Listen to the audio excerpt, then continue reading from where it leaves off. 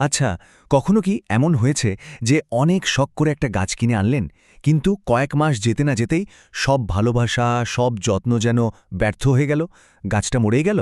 যদি উত্তরটা হ্যাঁ হয়, তাহলে আজকের এই আলোচনাটা কিন্তু একদম আপনার জন্যই। চলুন আজ আমরা সেই সব সাধারণ ভুলগুলো নিয়ে কথা বলি, যা অজান্তেই আমাদের প্রিয় গাছগুলোকে মৃত্যুর দিকে ঠেলে দেয়। উফ! এই কথাটা শুনলেই যেন নিজের কথা মনে পড়ে, তাই না? কত আশা, কত স্বপ্ন নিয়ে একটা গাছকে ঘরে আনা হয়। আর তারপর যখন সে চোখের সামনেই আস্তে আস্তে নিতিয়ে পড়ে, কষ্টটা কিন্তু আসলেই অনেক। ৭৫%। বেশ বড় একটা সংখ্যা, তাই না? কিন্তু কিসের সংখ্যা এটা? আর এর সাথে আপনার শখের গাছের সম্পর্কটাই বা কি?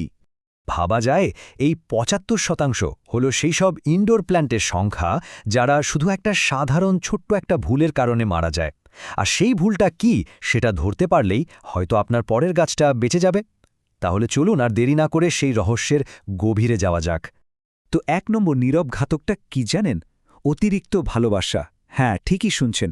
আমরা অনেকেই ভাবি যত বেশি জল দেব তত বেশি যত্ন হবে, কিন্তু সত্যিটা হলো গাছের জন্য এর চেয়ে ক্ষতিকর আর কিছুই হতে পারে না। এটা আসলে অবহেলা না, এটা হলো ভালোবাসার একটা ভুল প্রকাশ। ব্যাপারটা একটু বুঝিয়ে বলি। যখন টবের মাটিতে সবসময় জল জমে থাকে, তখন গাছের শিকড়গুলো মানে রুটস আক্ষরিক অর্থেই ডুবে যায়। হ্যাঁ, অবাক হচ্ছেন, গাছের শিকড়েরও কিন্তু নিঃশ্বাস নেওয়ার জন্য বাতাস বা অক্সিজেন দরকার হয়। অতিরিক্ত জল সেই অক্সিজেনকে সরিয়ে দেয়, ফলে শিকড়গুলো পচে যায়। আর একবার শিকড় পচে গেলে গাছটাকে বাঁচানো কিন্তু প্রায় অসম্ভব। তাহলে এর থেকে বাঁচার উপায় কি? খুবই সহজ, আর এর জন্য কোনো দামি যন্ত্রপাতিরও দরকার নেই। একে বলে ফিঙ্গার টেস্ট। জাস্ট নিজের আঙুলটা টবের মাটিতে ধরুন ১ বা ১.৫ ইঞ্চি মতো ঢুকিয়ে দিন। এবার ফিল করুন, মাটিটা কি স্যাঁতস্যাঁতে বা ভেজা লাগছে? যদি লাগে তাহলে একদম জল দেবেন না, অপেক্ষা করুন। আর যদি দেখেন ভেতরটা একদম শুকনো খটখটে, শুধু তখনই জল দেওয়ার সময় হয়েছে। ব্যাস, এর চেয়ে সহজ আর কিছু হতে পারে? আরেকটা প্রো টিপ দিই, এটাকে বলে লিফট টেস্ট। যখন আপনি একটা গাছে জল দেন, তখন টবটা তুলে তার ওজনটা একটু খেয়াল করুন। কয়েকদিন পর মাটি শুকিয়ে গেলে আবার টবটা তুলুন, দেখবেন এটা অবাক করার মতো হালকা হয়ে গেছে। ধীরে ধীরে এই অভ্যাসটা করতে থাকলে একটা সময় পর আপনি শুধু টবটা হাতে নিয়েই বলে দিতে পারবেন যে গাছটার জল লাগবে কিনা।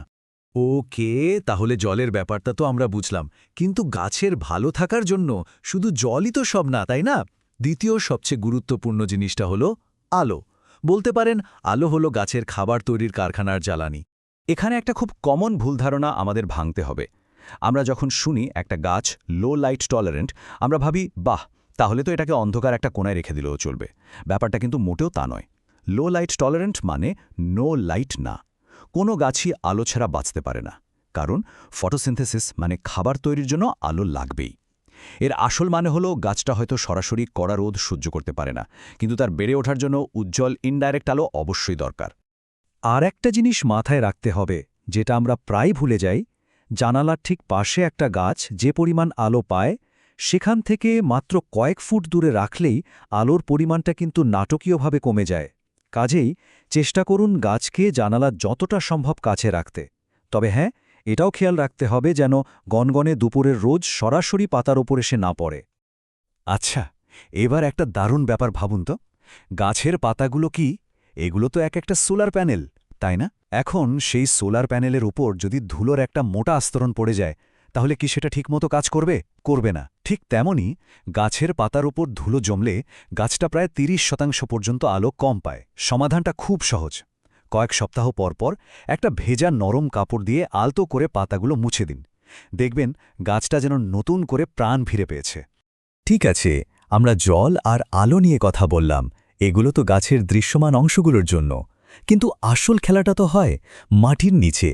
চলুন এবার কথা বলা যাক সেই অদৃশ্য ভিত্তি নিয়ে, মানে টব, তার ড্রেনেজ সিস্টেম আর মাটি নিয়ে। প্রথমেই একটা খুব জরুরি প্রশ্ন, আপনার গাছের টবের নিচে জল বেরিয়ে যাওয়ার জন্য ফুটো বা ড্রেনেজ হোল আছে তো? যদি না থাকে, তাহলে আপনি অজান্তেই আপনার গাছের জন্য একটা সুইমিং পুল তৈরি করে রেখেছেন, যেখানে অতিরিক্ত জল জমে থাকবে আর শিকড়গুলো পচে যেতে বাধ্য। মনে রাখবেন, এই ড্রেনেজ হোল কোনো অপশন না, এটা গাছের জন্য মাস্ট।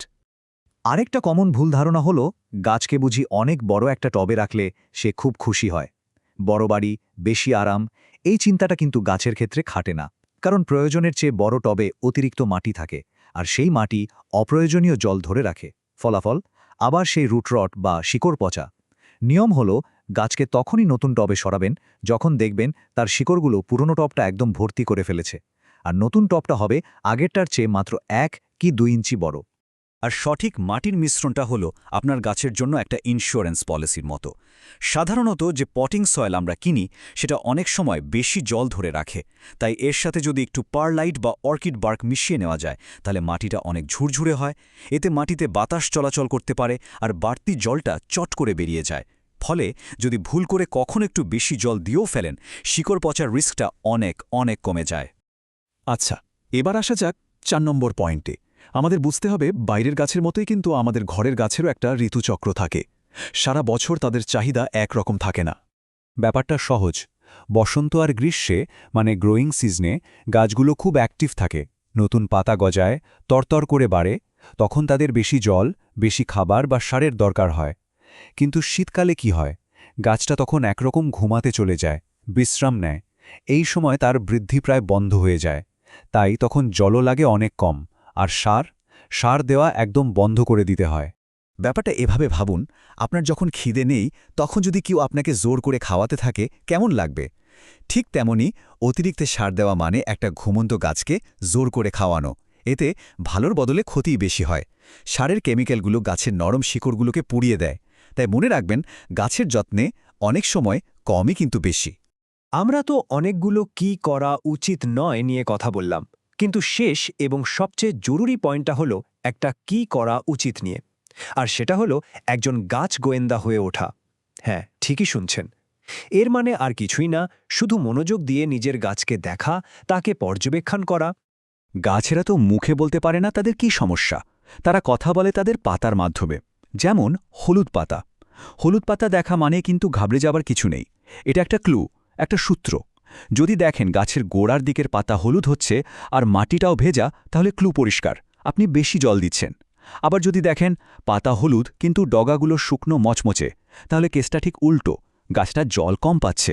এই সূত্রগুলো ধরতে পারলেই সমাধান আপনার হাতের মুঠোয়। তবে গোয়েন্দা হওয়ার সবচেয়ে বড় গুণ কি বলুন তো? ধৈর্য। সমস্যাটা ধরার পর কিন্তু অধৈর্য হলে চলবে না। সবচেয়ে বড় ভুল যেটা আমরা করি সেটা হলো একবারে অনেক কিছু বদলে ফেলি। নিয়ম হলো একবারে শুধু একটাই পরিবর্তন করুন। ধরুন আপনি গাছটাকে একটু বেশি আলোর জায়গায় সরালেন, ব্যাস। এরপর চুপচাপ 2-3 সপ্তাহ অপেক্ষা করুন, দেখুন কোনো ইতিবাচক পরিবর্তন হচ্ছে কিনা। ধৈর্যটাই কিন্তু এখানে আসল চাবিকাঠি। তাহলে শেষ করার আগে এই একটা প্রশ্নই থাকল, আপনার গাছ কিন্তু সবসময়ই আপনার সাথে কথা বলছে, তার পাতার রং দিয়ে, তার বেড়ে ওঠা বা না ওঠা দিয়ে। প্রশ্ন হল, আপনি কি সেই কথা শুনছেন? দেখুন, গাছের যত্ন নেওয়া মানে কিন্তু সবকিছু পারফেক্টলি করা নয়। এর আসল মানে হল গাছের ভাষাটা বোঝা। আশা করি আজকের এই আলোচনাটা আপনাকে সেই ভাষাটা শোনার জন্য, আপনার সবুজ বন্ধুটিকে আরও একটু ভালোভাবে বোঝার জন্য সাহায্য করবে।